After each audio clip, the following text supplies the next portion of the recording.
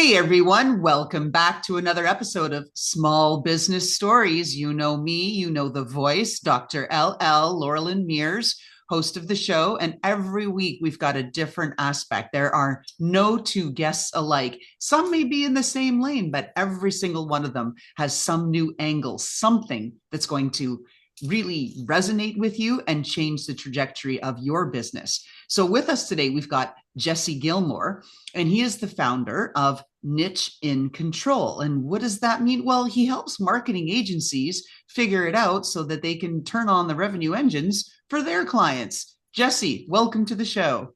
Yeah, thank you so much for having me on the show. I'm excited for our conversation. Excellent. And I always like to paint the visuals. So I look at the background of what people have, especially if they don't have one of those virtual fakey backgrounds. I've seen some things 97%, 3%. What are we looking at? Can you describe it for our listeners? Yeah, totally. So my office is pretty simple. I got a bunch of books on my right hand side and a bunch of random motivational stuff on the left hand side. One that says 70 or 97% of people who quit are employed by the 3% that never gave up. So it's a good little motivational kind of thing. And then on this side, it's a bunch of random certifications I got in project management and some of the other professional certifications. I want to hear that motivational quote again because I think it's spot on for our audience. 97% of people who quit, Are employed by the 3% that never gave up. bingo. Okay, that's the perfect way to set this show up. All right. Yes. So let's talk about what's going on in marketing land. Let's paint the picture. We've got all kinds of things happening. Lots of marketing agencies sprung up more so than ever when the pandemic started. Hey, let's all go digital. We've got SEO. We've got this, that. Everything became technical. And then, ooh, AI on the other side, marketing agencies are closing, going down. Entrepreneurs are spinning out. That's kind of the stage, right? The dumpster fire that is. Talk to us about what you're seeing because you've worked with hundreds and hundreds of marketing agencies over the years. What do you Mhm. see? What's going on, Jesse? Yeah, so I think there's some parts that might feel new in the agency realm, and then there's other parts that are just like age old. So typical non-changing things are based around founder burnout, founder kind of dependence within the agency. So if they're set up a certain way where everything kind of funnels through the founder, you eventually get to a place where you're capping your own growth because every new client that you take on increases your hours. And so those kinds of problems when it comes to an unscalable business, inconsistent lead flow and clients, and then micromanaging a team are the typical ones that are always the same. Things that might be or feeling different is this introduction of AI and what does AI actually do to empower internal teams, and is there actually a quote unquote need for a marketing agency? And I think that a lot of it actually has to do with the way that the marketing agency is actually positioning themselves. If they're only focused around deliverables like posting social media posts, then AI can totally take that over. And I think that marketing agency owners are actually needing to kind of look deeper and kind of figure out what is their core competency, what is the differentiation that a marketing agency can bring that AI can't do as effectively. And so what I'm finding is that marketing agency owners that are really good at what they do, they just need to go up market, which is probably something we can kind of unpack. But there's some parts that are the same and some parts that are a little bit newer. Is it getting harder as a marketing agency? Let's start there. Yeah, I think anybody that was really bad at marketing before is like mediocre with AI. And I think that marketing agencies, the best thing about a marketing agency is that they get exposed to a lot of different types of marketing, which allows them to understand what is kind of like average and then what is better. And so I think that and people that are really good at marketing are have the strategy that AI can't really do. AI, if you think about the way that a AI language model actually works, is it's derivative, very similar to like calculus. Without going into calculus, it's just the way that it works is it takes a lot of information, synthesizes it down to kind of like an average. And when we think about that, it'll always produce an average type of response. And the effectiveness is the main thing that people are going to have to focus on. So marketing agencies, if they're really good, they know what is going to work and what's not going to work and what the average is. And so that way they can take their clients from being average, if they were doing it themselves, to something that's differentiated in the market. So I think it is harder in one aspect if you were kind of like comfortable as a marketing agency doing deliverables as opposed to actual outcomes. I think that that's kind of shaking you a little bit. And people that thought that the agency model was something very simple and you can just make a bunch of money just doing stuff, like they're not really there. And so I think there is kind of like this culling of people that were in it for the wrong reasons. And then the people that are actually really good, if they're smart, they're going to start looking at up market and even more value and charging more and being able to back up the value. Okay, so there's some pieces there. We're going to come to the upmarket thing in a second. Mm-hmm. First, even about harder to get noticed. We've got shifts happening with SEO. Now we're moving to this GEO, right? This global engine optimization with AI, trolling things differently, looking holistically at the entire digital footprint, blah, blah. The level of competition, the sheer volume that's being dumped right into the stratosphere now. Talk to us about the difficulties that entrepreneurs are facing there on the side of the individual entrepreneur who's trying to go to market and the entrepreneur who's running the marketing agency. Talk to us about the difficulties they're facing now. Yeah, I think if you would have gotten really comfortable with a generalist type of message, for an example, before we actually niche down in niche and control, my my headline was like coaching and consulting to grow your business. It was like not a niche at all. And I think that naturally, when there's more noise, naturally there is a need for specialists and people to, instead of serving everyone, they're serving a very specific group of people.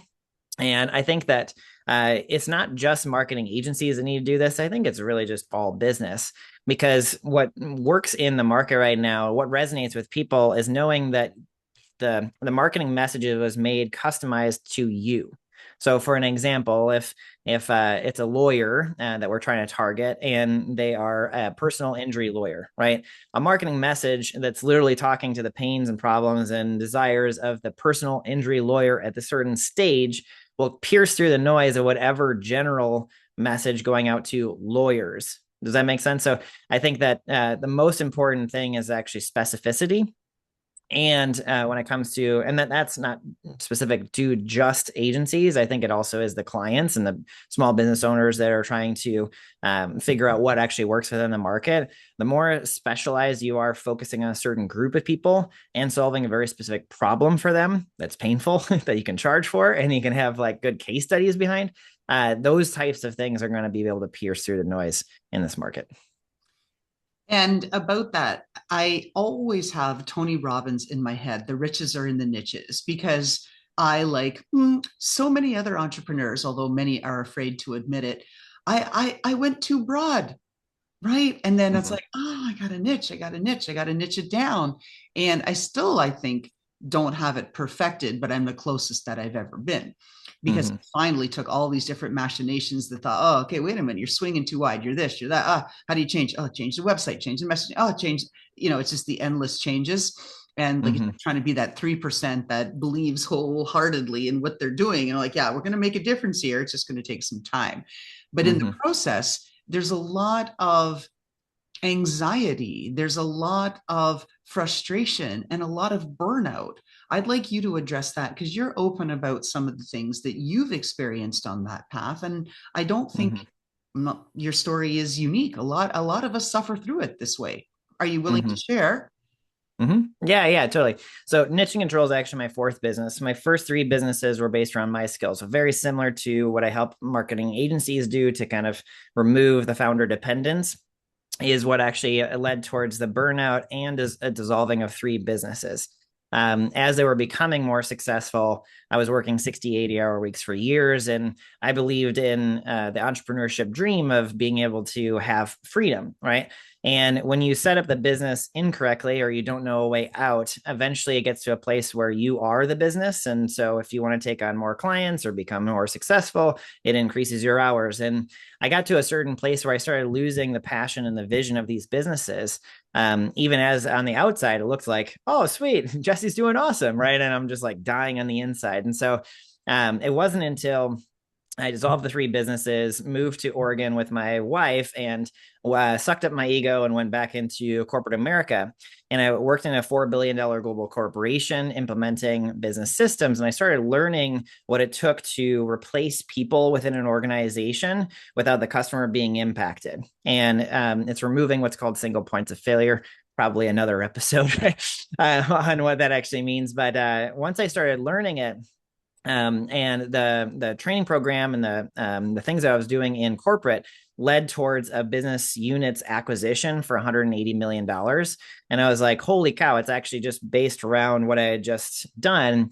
And during that period of time, I had a reflection of like, what did I learn in my first three businesses that I wish I would have known before? And then what did I learn in corporate? And if I was to combine them all into a single method and basically serve my previous version myself, what would that be? And that became the first version of what's called leverage for growth, which is a method that we use with our clients. And that leverage for growth has a different approach where we focus a lot more on time and freeing up your time. So that way you can last the entrepreneurship marathon that we're all on, and then from there, you might carve out some time. And what do you do with that time? You start building these systems to allow you to have even more time and more freedom. And as you build the systems, it starts leading towards an offer that you take to the market that's more based around a minimum viable solution. So least amount of effort on your end, greatest results for the client. And when you price it according to value, you actually make more money in the process and also align towards the value. I could keep on going on to the leverage for growth method, but the thing that I learned the most is that growth, and this is more applicable towards small businesses in general. If you are that founder where you're experiencing a lot of hustle and like what I did in my previous businesses, and you're like, I'm working the 68-hour weeks. What am I supposed to do with that? Focus more on a long-term growth strategy for you. And it's a transformation of the founder. A lot of people don't talk about transformation because it sounds like woo-woo or whatever. But in actuality, it's the way that you look at your business and separating you and the business. And when the business has its ups and downs, it doesn't necessarily mean that you're going through ups and downs, which is an interesting kind of separation. Once you start to regain control of your time, everything else kind of flows and you're able to lean into it. You don't have as much burnout as I did before, but I could keep on going, but does that kind of answer your question? It does. And I just want to kind of underscore and stamp one thing that you said, that this is a marathon. And I've had my guests increasingly talking about that because we're all out here trying to dispel the myth, yo, bros and Lambos, one viral video, and like, boom, I'm Mm-hmm. set for life kind of thing, because that's Mm-hmm. how it works. Mm-hmm. Right. Yeah. Yeah. And I don't think that people, so let's unpack that, because I think that there's so much mindset that goes into that. And I was watching her, was it Emel? That was the CPA partner guy. And he talked a lot about mindset in his episode. So I was doing my homework a little bit. So Thank you for that. yeah. But it is really mindset, because I think that when you think that success is based around a viral video, it's that short-term gratification, that like looking at what's the fastest way for me to get success. What's really interesting is that even if you were to get that viral video and you get flooded with business, you are not the person that can actually handle it long term anyway, which is a really, really interesting kind of thing. You might, like, you've heard of a lot of people that become successful and then all of a sudden they just spend all the money and they weren't really like they got it too fast, right? And they didn't really kind of transform in that process. And I think that this hustle culture of, I'm going to work 80-hour weeks, I'm going to sacrifice my wife and my kids and everything else just for the business to succeed. It makes you a certain version of you that wouldn't even be able to handle success when it gets on the other side. So I think that this marathon, and viewing it as a marathon and getting into this, like, you are a professional athlete, treat yourself that way, fuel correctly, fitness every day, journal, meditate, pray, whatever it is, and sleep, yeah, and get some sleep and be able to have a separation between the business and you.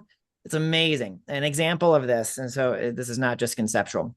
One of my first clients was named Mike. He was working 80-hour weeks for a long time. And he even talked about, he was like, yeah, I would just like be working until 2 a.m. in the morning. I'd go to sleep. I'd wake up at 6 and then I'd say hi to my kids. And then I'd just go right back into work. And he's like, I got into the cycle and it just sucked. And we did a time log with him. We went through a model where every single week for 6 weeks, he was basically looking at his time and starting to carve it out. And he went from 80-hour weeks to 40-hour weeks. Then he carved out 8 hours per week to work on the business to develop the systems. And his business quadrupled in 3 months.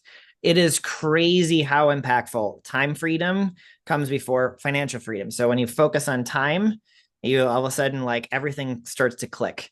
So that's probably a whole nother topic. Spot on, because that is the race to the bottom when you trade money for time. Mm-hmm. And that's part of where people are trying to get out of that, right? I mean, that's the whole thing. Now, I also want to go back to the modalities of selling and which you took. So you use the words upsell, because that's it. You need to have a cross sell, a downsell, and an upsell, right? The downsell being, hey, don't go away for this $99 limited offer. So at least you get something out of them, or $49 off, whatever it is. And then, oh, okay, cross sell, you might need this too, right? And then, of course, we all aim for the upsell. We've all seen by now everywhere, every website that offers something, especially if it's a software subscription, something digital, you have the low end package. We don't call it bronze, silver, gold anymore, but there's the package on the left. There's the one in the middle, most popular, right? The one on the left, that's the higher end. And that's really what you're talking about here. But I want you to say more, this upsell. Oh, up market. What does that mean? Yeah. So up market's a little different than a premium offer. So when you think about up market, so if a marketing agency owner is working with small businesses that just start off, or mom and pop shops, right? And the mom and pop shops get a hold of ChatGPT for $20 per month, they're able to do marketing, right? Then the mom and pop shops might not be a good fit for you to lean into value, become a partner of them, working with them for a long period of time. So the mom and pop shop as a target market might be switched with somebody that might be like a small business or a B2B company or something in the mid-size. So when you think about up market, we're just looking at either bigger companies or some way of like creating like a partnership with somebody for a longer period of time, as opposed to positioning yourself as a provider. So when we talk about up market, that's what we're meaning. We're taking the small target audience that you might be working with right now, and then actually switching the target market and going more up market. Does that make sense? Yes, no, of course. But I want it to explain for everybody, because up market just might mean, like you said, a larger niche. It might be companies that are larger, or they're doing more revenues per year, or they have more employees per year. It's just more. Right? Up market versus down market, where you're working with solopreneurs or whatnot. And it just, I felt it needed a little explanation. So I went, all right. No, that's good. So then let's talk about, as far as marketing agencies and programs, there's a lot of options people have out there. As you said, you can just have ChatGPT as your personal or professional, whatever, advisor. You can go down that path, or doer. You can create your digital twin, dump all your content that you've ever created in there, so you can essentially interrogate yourself.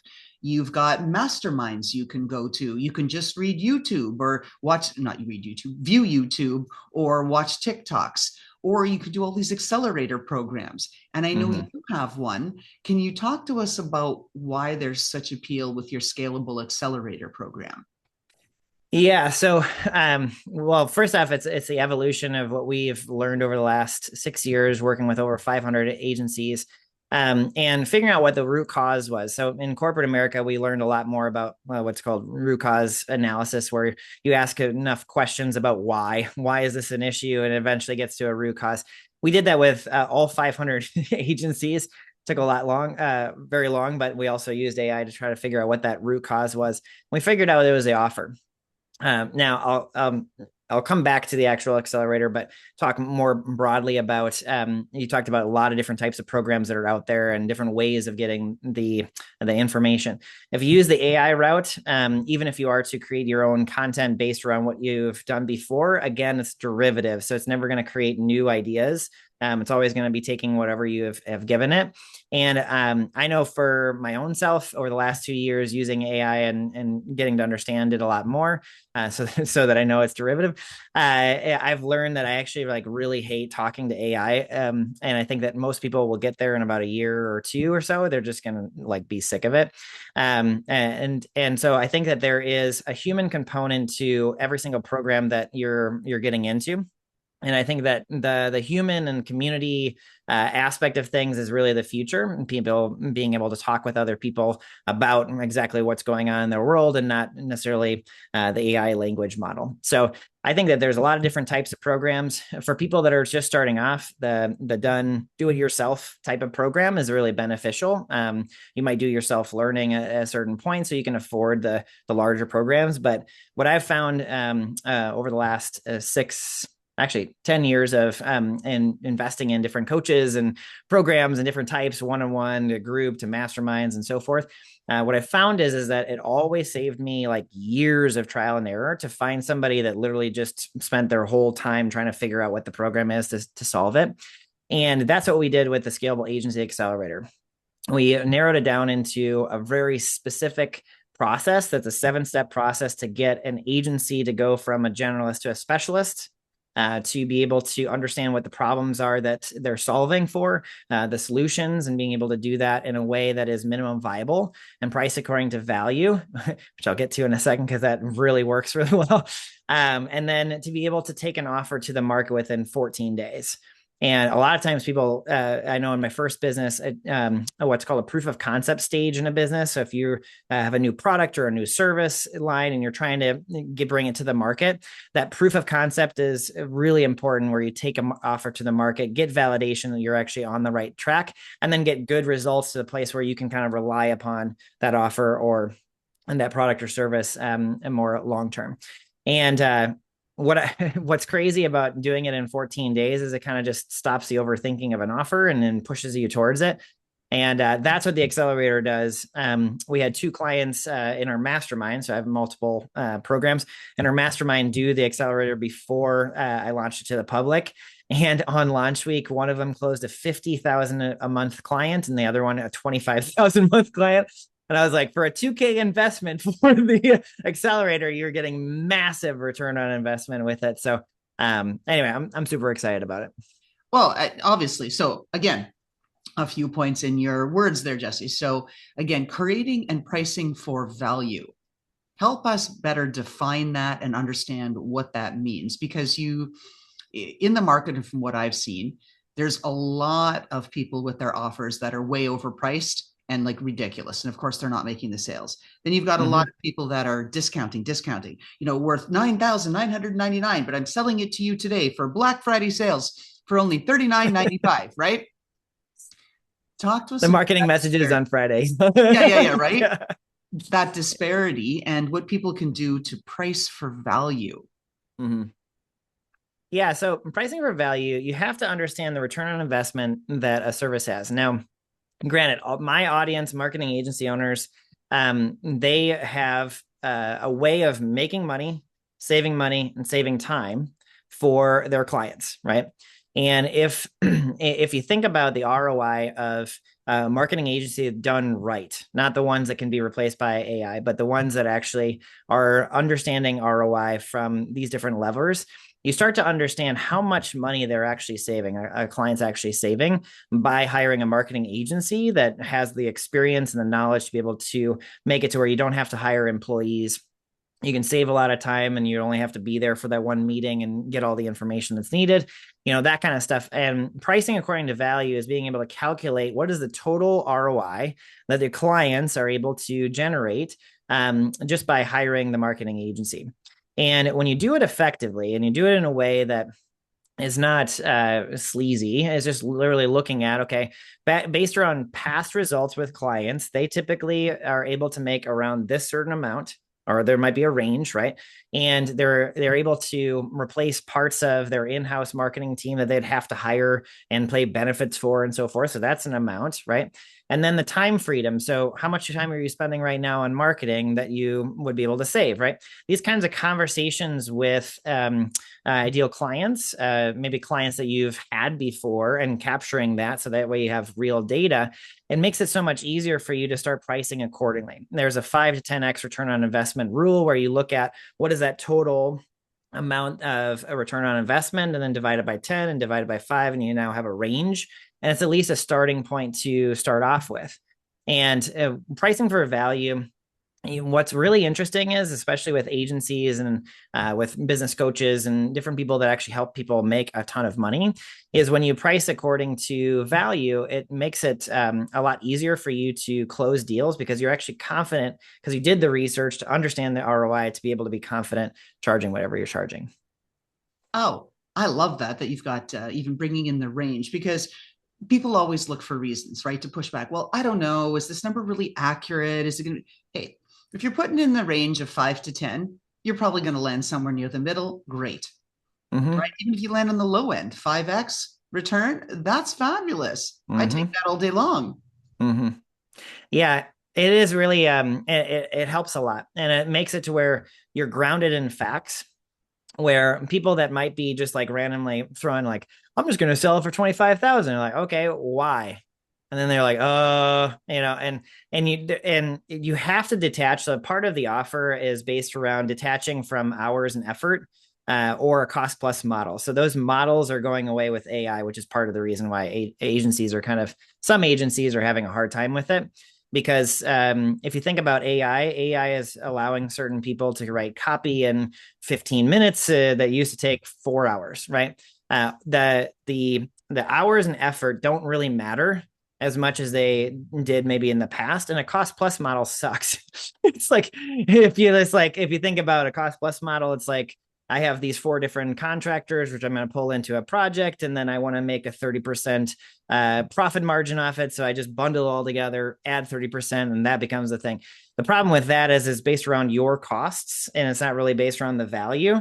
And so there's still a mismatch based around that. And actually, they're incentivized in both of those different models for pricing to actually either work longer, which is hours, to make more money, or to put as much in the bundle as humanly possible in order for them to get whatever the percentage is. It just makes sense that everything is moving towards value. And the only way to actually do it based around value is that you actually have to deliver good results for clients. So it's like a win-win situation. Ah, there we go. Right. That's exactly what we want to have. Now, with all that you've said so far, where can people, or where should people, and your market being again marketing agencies, and I'm sure we have a number of market agencies who are listening. I know we've had some even who have been guests, so now they're listeners of the podcast. Where do they start? Right? Because that can be overwhelming. Oh, I could fix this. Oh, I could do that. Oh, I should do AI this. Oh, I should change my staff. Oh, I should change my message. Oh, I should go like it just like, right. We just start spinning out and then end up Mm-hmm. doing nothing, right? In this conundrum of choice, too many Mm-hmm. options. Mm-hmm. What do you suggest marketing agencies do right now? It's a new year. What's going on? What should they do? Yeah, so it depends. The answer and the strategy comes down to 2 different things. If you are like me and my previous businesses where you're working the 68-hour weeks, nothing really matters other than starting to free up your time. So for those people, I would help them understand that time freedom comes before financial freedom, and you can make changes right now based around your work week to start carving out time, very similar to what I talked about with Mike. So that way you can last a marathon, you can be the 3%, everything that we talked about before. And by the way, the whole method for those types of people is written in my book, The Agency Owner's Guide to Freedom. It walks through the 5-step process. Yep, the 5-step process of really creating that freedom. And so that's what I would do for the people that are working a lot of hours. Okay. For the other group that, as I talk about an offer, as I talk about going to the market, as I talk about price for value, if right now time is not really the issue, but more so based around like either consistent revenue or making an offer where people actually understand the value of what you're offering, then I would suggest the Scalable Agency Accelerator for all podcasts that I'm a part of. If you're listening to this podcast, and then you can go to nicheandcontrol.com/triangle and you can get for $1 our first step within the accelerator. And it actually solves the messaging and positioning problem. Some of our clients just use that and didn't go through the rest of it. And they already doubled. We had a PR agency owner, Daisy, that used just the offer triangle, just the part of that triangle. And she doubled her PR agency within 4 months, just based around messaging and positioning. So nicheandcontrol.com/triangle. And then from there, if you like the triangle, we make it really easy for you to move into the accelerator. Excellent. Okay, so that's great. That's really helpful. Now, where else can folks find you so they know how to look online as we're wrapping up the podcast here, what we can do and where people can go, oh, this Jesse Gilmore guy, Niche and Control. What is that? Where is that? How do I find them? He's a real dude. Yeah, you can go. I'm very active on LinkedIn. Jesse P. Gilmore is the way to find me. I've realized that for SEO, putting my middle initial is the way that people find me pretty easy. But what I would say is you can connect with me on LinkedIn. Just let me know that you're listening to Small Business Stories podcast, so that way I know kind of where you're coming from. And then if you want to know more about the company and kind of what we do for agencies, and go to nicheandcontrol.com. And then if the accelerator is the thing and you want to know more about that, it's just go.nicheandcontrol.com/accelerator.